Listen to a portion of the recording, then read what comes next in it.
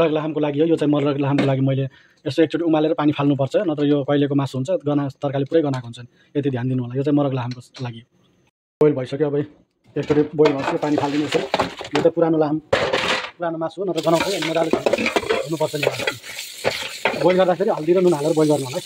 नुन इलाइचीहरू एउटा प्याज हालेर बोइल गर्नु। यो चाहिँ भेजिटेबल लाहाम मरक लाहामको लागि आलु गाजर फर्सी लामो खाले अनि पियालो फर्सी पनि हाल्छ। त्यो छैन मसँग, त्यो हाले होइन। यो चाहिँ एकचोटि सफा गरेको बोइल गरेर फालेको पानी एकचोटि। यो चाहिँ लाहाम भेडाको। यो चाहिँ धनियाँ पत्ता अनि सोपको पत्ता। यो चाहिँ हेर्नु है सबै घर हुन्छ। अनि यसमा जिरा धनियाँ लाहाम मसला अरबी मसला अनि इलाइची ल्वाङ अनि यो एउटा सुनको डल्ला अनि हल्दी अदरक लसुन प्याज पिसेको टमाटर। तेल हाल्नु तेल हाल्नु अनि यो पत्ता ओके ल्वाङ इलाइची हाल्नु।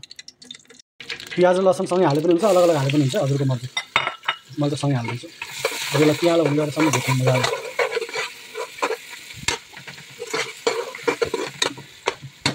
यो पियालो भइन्छ भुट्नुपर्छ होइन। यसरी हेर्नु यो चाहिँ भुट्यो। अब यसमा चाहिँ मसला पनि हालिदिनु होला सँगसँगै, पुरै मसला हाल्नु अनि हल्दी पनि हालिदिनु। मसला भुट्यो भने महँगो बस्न आउँछ क्या, हल्दी पनि सँगै भुट्नु होला।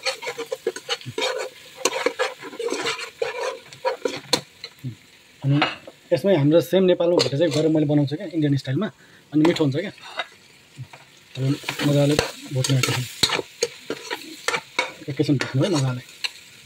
म्याजुन भने यो टमाट म्याजुनको गन्ध हटाउँछ हट्छ क्या, मजाले भुट्नु होला। यसरी मासु सँगसँगै टमाट म्याजुन हालेर भुट्नु भने गन्ध हराउँछ।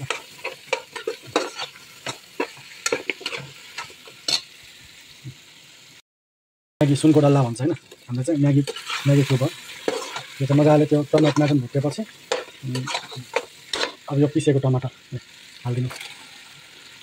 पिसेको टमाटर हालेर चलाएर 10 मिनट जति ढाकिदिनु। चलाउनु अब यसलाई 10 मिनट जति सोलो ग्यासमा ढाकिदिनु।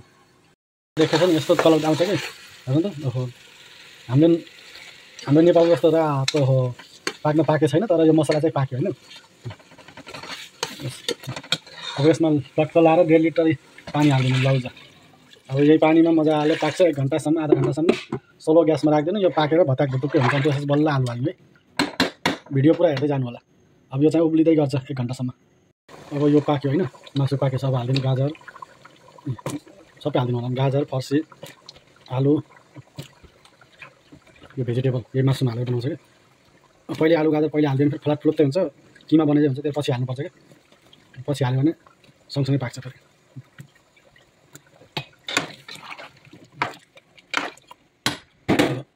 यसमा यो धनियाँ पनि हालिदिनु, धनियाँ र यो सोपको पत्ता। अब पाक्न दिनु यसलाई। हाम्रो तरकारी रेडी भयो है, यही हो रेडी भयो। अब खाना दिने हो। मासु पनि पाकेछ, आलु पनि पाकेछ है।